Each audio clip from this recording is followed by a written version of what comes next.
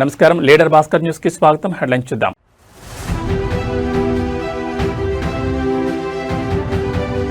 మహిళలు చిన్నారుల రక్షణకు అత్యంత ప్రాధాన్యత, సైబర్ నేరాలపై ప్రత్యేక నిఘా.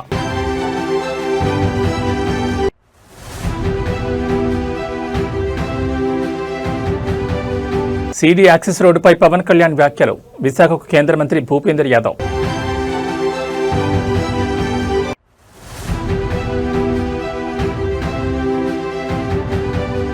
గోదావరి జలాలను గరిష్ట స్థాయిలో వినియోగించుకోవాలి, సీఎం రేవంత్ రెడ్డి పిలుపు.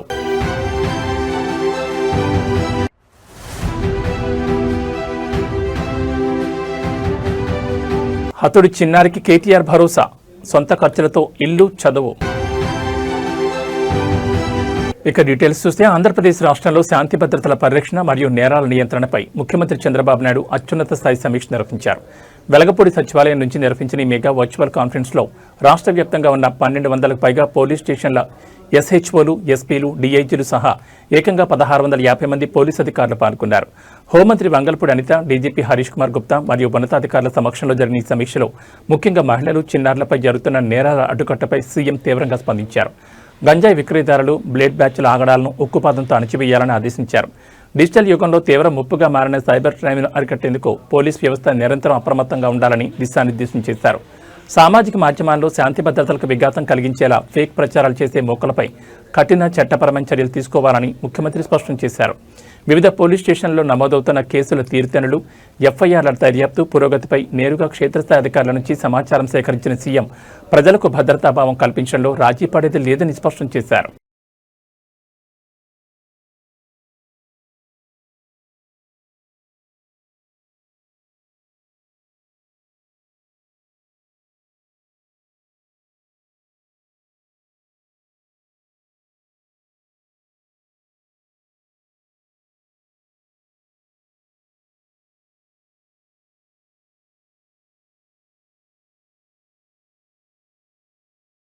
ఆంధ్రప్రదేశ్ రాష్ట్ర ఉప ముఖ్యమంత్రి కొణిదెల పవన్ కళ్యాణ్తో మంగళగిరిలోని ఆయన క్యాంపు కార్యాలయంలో పురపాలక పట్టణాభివృద్ధి శాఖ మంత్రి పొంగూరు నారాయణ బుధవారం సమావేశమయ్యారు. రాజధాని అమరావతి వేదికగా గురువారం జరగనున్న సీడ్ యాక్సెస్ రోడ్, ఎమ్మెల్యేలు, ఎమ్మెల్సీల నివాస సముదాయాల ప్రారంభోత్సవ కార్యక్రమానికి ఉప ముఖ్యమంత్రిని మంత్రి నారాయణ ఆహ్వానించారు. ముఖ్యమంత్రి నారా చంద్రబాబు నాయుడు చేతుల మీదుగా సీడ్ యాక్సెస్ రోడ్ ఫేజ్ 2 పనులతో పాటు 2 స్టీల్ బ్రిడ్జిల ప్రారంభోత్సవం కూడా జరగనున్నట్లు మంత్రి నారాయణ వివరించారు. రాజధాని అమరావతిలో మౌలిక వసతుల కల్పన, అభివృద్ధి పనులను అత్యంత వేగంగా ముందుకు తీసుకెళ్తున్నందుకు మంత్రి నారాయణను డిప్యూటీ సీఎం పవన్ కళ్యాణ్ అభినందించారు. సీడ్ యాక్సెస్ రోడ్ ప్రాజెక్టు ద్వారా అమరావతి అభివృద్ధి మరింత వేగం పుంజుకుంటుందని ఆకాంక్షించారు. అయితే ముందే నిర్ణయించిన ప్రకారం గురువారం విశాఖపట్నంలో జరిగే జాతీయ స్థాయి ప్రపంచ ఏనుగుల దినోత్సవ వేడుకల్లో తాను పాల్గొనాల్సిందని పవన్ కళ్యాణ్ తెలిపారు. తన అభ్యర్థన మేరకు రాష్ట్ర అటవీ శాఖ ఆధ్వర్యంలో తొలిసారిగా ఈ జాతీయ వేడుకను విశాఖలో నిర్వహిస్తున్నామని వివరించారు. తన ఆహ్వానం మేరకు కేంద్ర అటవీ పర్యావరణ శాఖ మంత్రి భూపేందర్ సింగ్ యాదవ్ కూడా ఈ కార్యక్రమానికి హాజరవుతున్నట్లు స్పష్టం చేశారు.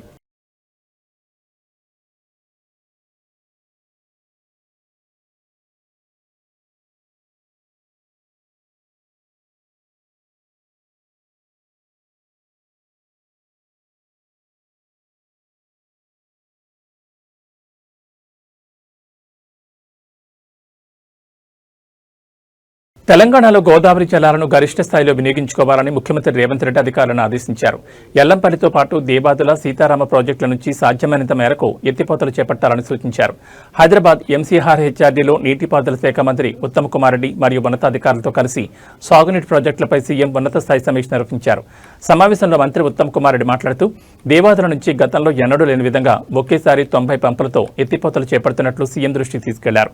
పలు ప్రాజెక్టుల కింద ముంపునకు గురైన గ్రామాలు, కొద్దిపాటి భూములకు సంబంధించిన R&R పరిహారాన్ని వెంటనే చెల్లించేలా కార్యాచరణ రూపొందించాలని సీఎం ఆదేశించారు. అధికారులు క్షేత్రస్థాయిలో పర్యటించి తక్షణ ప్రభావం పడే గ్రామాలకు పరిహారం అందిస్తే బస్వాపూర్, గౌరవెల్లి ప్రాజెక్టులను నీటితో నింపే అవకాశం ఉంటుందని స్పష్టం చేశారు. గట్టు, గూడెందొడ్డి ఎత్తిపోతల సామర్థ్యం పెంపుపై సమగ్ర అధ్యయనం చేయాలని, గూడెందొడ్డి పంప్ హౌస్ స్టోరేజ్ ప్రాజెక్టుకు కన్సల్టెంట్ నియమించాలని సూచించారు.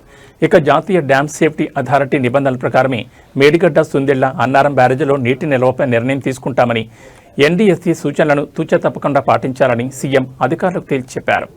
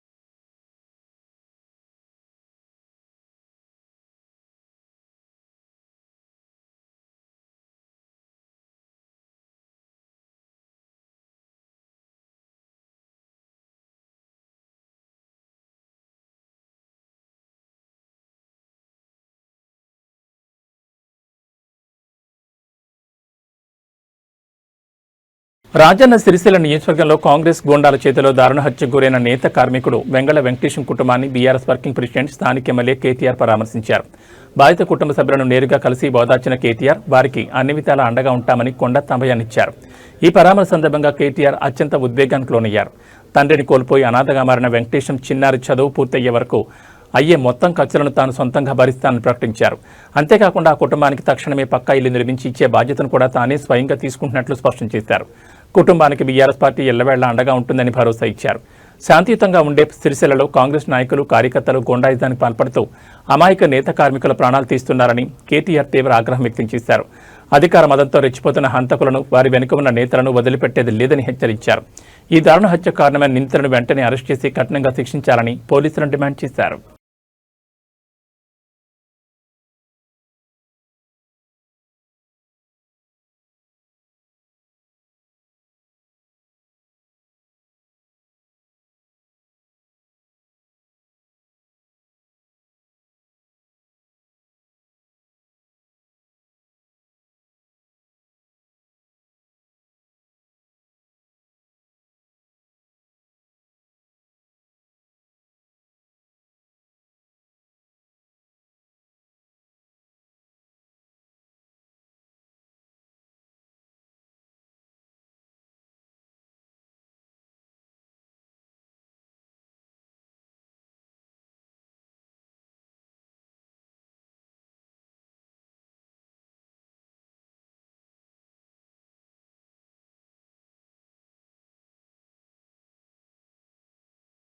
ఉమ్మడి కర్నూలు జిల్లా రాజకీయాల్లో తీవ్ర ఉద్రిక్తత నెలకొంది. వైఎస్ఆర్సీపీ అధినేత మాజీ ముఖ్యమంత్రి వైఎస్ జగన్మోహన్ రెడ్డి కర్నూలు పర్యటనకు బయలుదేరిన వైఎస్ఆర్సీపీ రాష్ట్ర యువజన విభాగం వర్కింగ్ ప్రెసిడెంట్ బైరెడ్డి సిద్ధార్థరెడ్డిని పోలీసులు అడ్డుకోవడం తీవ్ర రగడకు దారితీసింది. పర్యటనకు వెళ్లకుండా పోలీసులు రహదారిపై అడ్డుకోవడంతో స్థానికంగా భారీగా వైఎస్ఆర్సీపీ శ్రేణులు మోహరించాయి. తమను ఏ ప్రాతిపదికన ఎందుకు అడ్డుకుంటున్నారని బైరెడ్డి సిద్ధార్థరెడ్డి పోలీసులను నేరుగా ప్రశ్నించగా అధికారులు సరైన కారణం చెప్పకుండా వింతగా సమాధానాలు చెప్పడంపై వైఎస్ఆర్సీపీ నేతలు తీవ్ర ఆగ్రహం వ్యక్తం చేశారు. ప్రజాస్వామ్యంలో నాయకుడి పర్యటనకు వెళ్లే హక్కు తమకుందంటూ తాము ఖచ్చితంగా జగనన్న పర్యటనకు వెళ్లి తీరుతామని బైరెడ్డి స్పష్టం చేయడంతో పోలీసులు ఆయనతో తీవ్ర వాగ్వాదానికి దిగారు. కూటమి ప్రభుత్వం ఉద్దేశపూర్వకంగానే పోలీసులను అడ్డుపెట్టుకుని వైఎస్ఆర్సీపీ నేతలను పర్యటనకు వెళ్లకుండా నిర్బంధిస్తోందని బైరెడ్డి సిద్ధార్థరెడ్డి మండిపడ్డారు. ప్రతిపక్ష నేత పర్యటనకు వస్తున్న జనసందోహాన్ని చూసి ఓర్వలేకే ఇటువంటి అక్రమ అడ్డగింతలకు పాల్పడుతున్నారని ధ్వజమెత్తారు. పోలీసుల తీరిక నిరసనగా వైఎస్ఆర్సీపీ శ్రేణులు ప్రభుత్వం మరియు పోలీసులకు వ్యతిరేకంగా నినాదాలు చేశారు.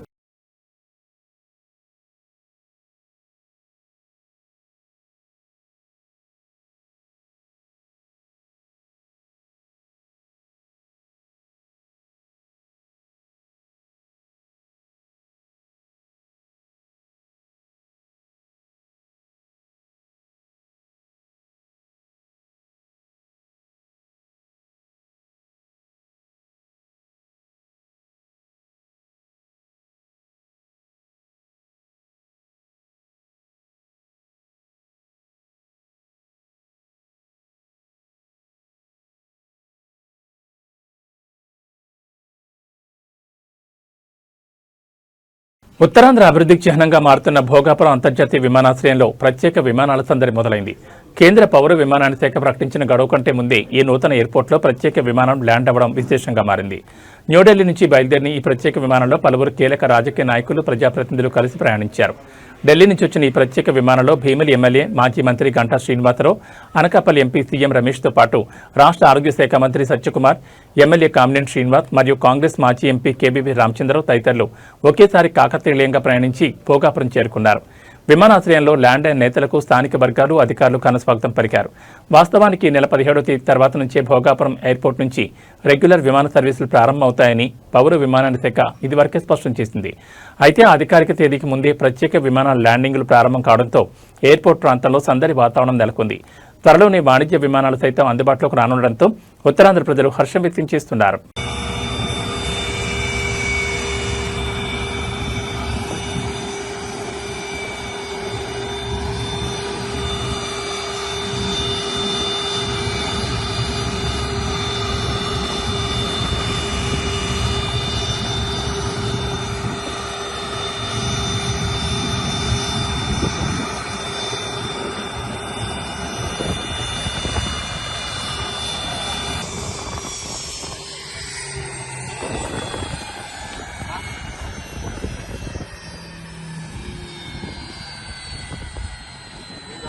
తెలంగాణలో రైస్ మిల్లర్లు బకాయి పడిన ధాన్యం విలువకు సంబంధించిన ప్రతి పైసాను వసూలు చేయాల్సిందేనని ముఖ్యమంత్రి రేవంత్ రెడ్డి స్పష్టం చేశారు. పౌర సరఫరాల శాఖ మంత్రి ఉత్తమ్ కుమార్ రెడ్డి మరియు ఉన్నతాధికారులతో కలిసి ఎంసీఆర్ హెచ్ఆర్డీలో నిర్వహించిన సమీక్షలో సీఎం మాట్లాడారు. ఉద్దేశపూర్వకంగా ఎగవేతలకు ప్రయత్నించే మిల్లర్లపై కఠినంగా వ్యవహరిస్తామని తేల్చి చెప్పారు. బకాయిల వసూలుకు పక్కా విధి విధానాలు రూపొందించి కేబినెట్ సబ్ కమిటీకి సమర్పించాలని ఆదేశించారు. మొండి బకాయిదారులుగా మారిన మిల్లర్లను పక్కన పెట్టి వారికి కేటాయించే ధాన్యాన్ని స్వయం సహాయక మహిళా సంఘాలకు కేటాయించి మిల్లింగ్ బాధ్యతలను అప్పగిస్తామని సీఎం వెల్లడించారు. గత ప్రభుత్వం వేల కోట్ల రూపాయల బకాయిలకు ఆస్కారం ఇచ్చి ఆ తప్పిదాన్ని ప్రస్తుత ప్రభుత్వంపై తోసేందుకు ప్రయత్నిస్తోందని తీవ్ర ఆగ్రహం వ్యక్తం చేశారు. ధాన్యం నిల్వ సమస్యను అధిగమించేందుకు నల్గొండ, సూర్యాపేట, నిజామాబాద్, పెద్దపల్లి, కామారెడ్డి జిల్లాలో పైలట్ ప్రాజెక్టుగా సైలో బ్యాగ్లను ఏర్పాటు చేయాలని సూచించారు. ఇందుకోసం నియోజకవర్గానికి 50 నుంచి 100 ఎకరాలు కేటాయిస్తామన్నారు.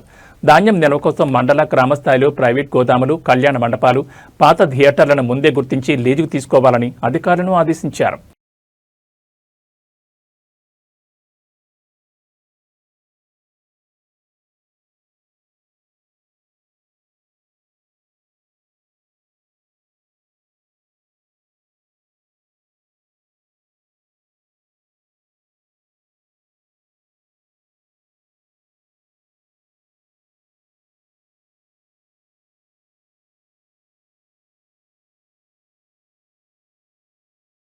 విశాఖపట్నం వేదికగా ప్రతిష్టాత్మకంగా జరుగుతున్న ప్రపంచ ఏనుగుల దినోత్సవ జాతీయ వేడుకల్లో పాల్గొనేందుకు రాష్ట్ర ఉప ముఖ్యమంత్రి కొణిదెల పవన్ కళ్యాణ్ విశాఖ చేరుకున్నారు.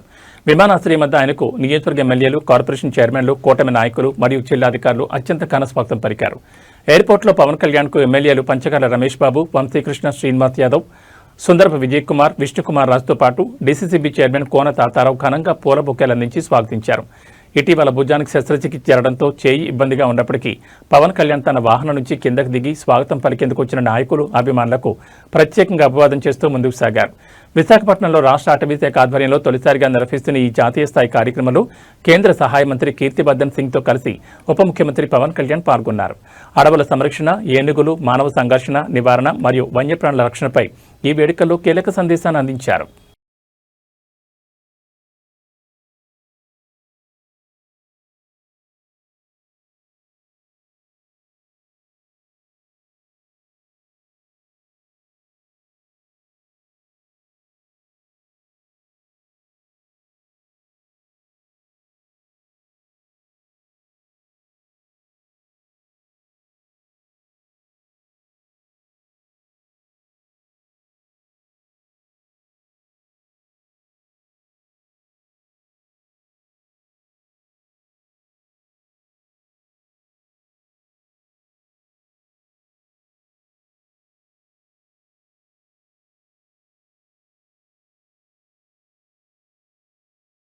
మంచిర్యాల జిల్లా నేలవాయి పోలీస్ స్టేషన్ పరిధిలో టాస్క్ ఫోర్స్ పోలీసులు భారీ ఆపరేషన్ నిర్వహించారు. కల్లెంపల్లి గ్రామంలో గుట్టుచప్పుడు కాకుండా అర్ధరాత్రి వేళ నిర్వహిస్తున్న కోడిపందాల స్థావరంపై టాస్క్ ఫోర్స్ సిబ్బంది మెరుపు దాడులు చేశారు.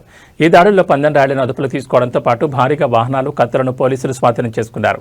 విశ్వసనీయ సమాచారం మేరకు అర్ధరాత్రి సమయంలో కల్లెంపల్లి సమీపంలోని స్థావరాన్ని చుట్టుముట్టిన టాస్క్ ఫోర్స్ బృందాలు పందాలు కాస్తున్న రాయుళ్లను రౌండప్ చేశాయి.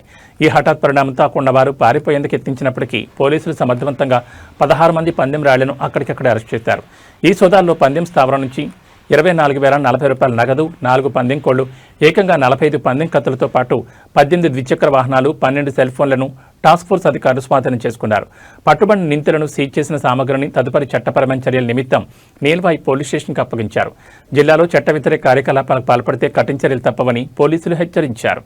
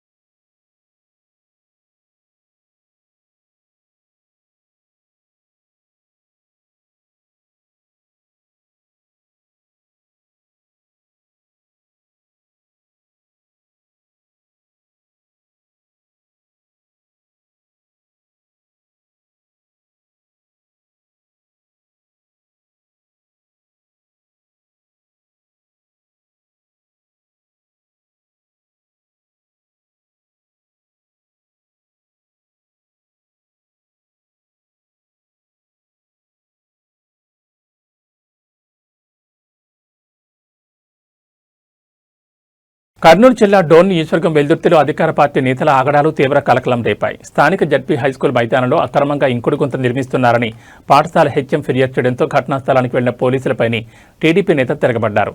విధులు నిర్వహిస్తున్న కానిస్టేబుల్పై దాడికి తెగబడ్డంతో పాటు ఎస్ఐకి తీవ్ర హెచ్చరికలు జారీ చేయడం స్థానికంగా గందరగోళం దారితీసింది.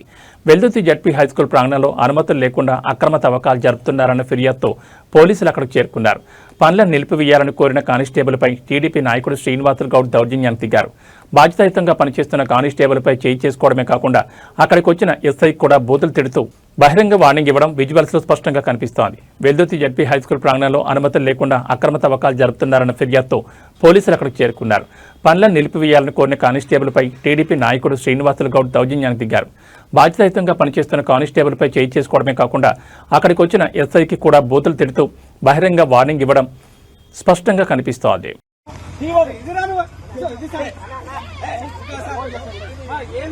నేనేమంటున్నా అన్ని ఆధారాలు ఉన్నాయి. చూపించిన తర్వాత గుదా నోరు మూసుకుంటావు. నేను మీద కేసేస్తా, నేను మళ్ళా ప్రైవేట్ కంప్లైంట్ కేస్తా. అవి చూపిద్దురా ఒకసారి నోరు మూసుకో. హైదరాబాద్ బులియన్ మార్కెట్లో పసిడి ధరల పరుగు ఆగడం లేదు. నిన్నటి భారీ పెరుగుదల తర్వాత ఇవాళ కూడా బంగారం ధరలు మరింత ఎగబాకాయి. శ్రావణ మాస పండుగల వేళ కొనుగోళ్ల డిమాండ్ పెరగడం మరియు అంతర్జాతీయ మార్కెట్ ప్రభావంతో భాగ్యనగరంలో తులం బంగారం ధర కొత్త రికార్డు స్థాయికి చేరింది. హైదరాబాద్ బులియన్ మార్కెట్ తాజా సమాచారం ప్రకారం 24 క్యారెట్ల 10 గ్రాముల స్వచ్ఛమైన పసిడి ధర ఇవాళ మరో ₹270 పెరిగి 1,55,130 మార్కు చేరుకుంది. ఇక ఆభరణాల తయారీకి వాడే 22 క్యారెట్ల 10 గ్రాముల బంగారం ధర ₹250 ఎగబాకి 1,42,200 పలుకుతోంది. పండగలు పెళ్లిళ్ల సీజన్ కావడంతో బంగారం షాపుల్లో కొనుగోలుదారుల రద్దీ కొనసాగుతున్నప్పటికీ నిరంతరం పెరుగుతున్న ధరలు సామాన్యులకు భారం కలిగిస్తున్నాయి. ఇక వెండి విషయానికొస్తే కేజీ వెండి ధర ఎలాంటి మార్పు లేకుండా స్థిరంగా 2,60,000 వద్ద కొనసాగుతోంది.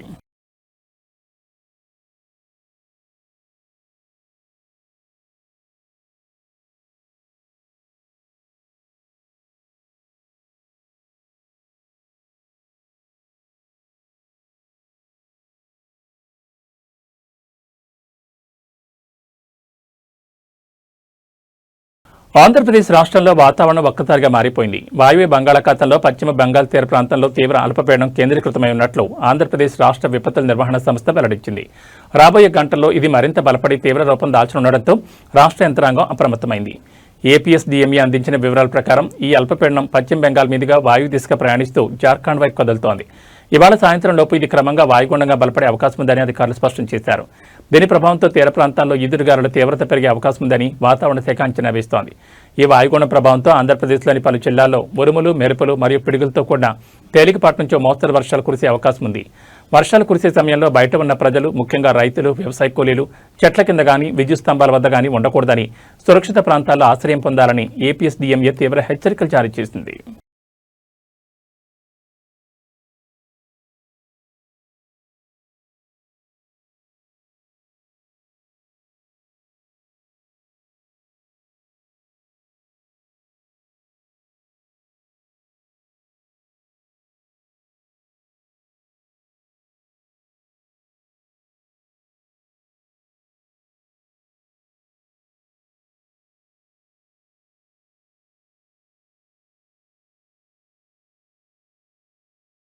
ఏవీ బులెటిన్ విశేషాలు. నమస్కారం.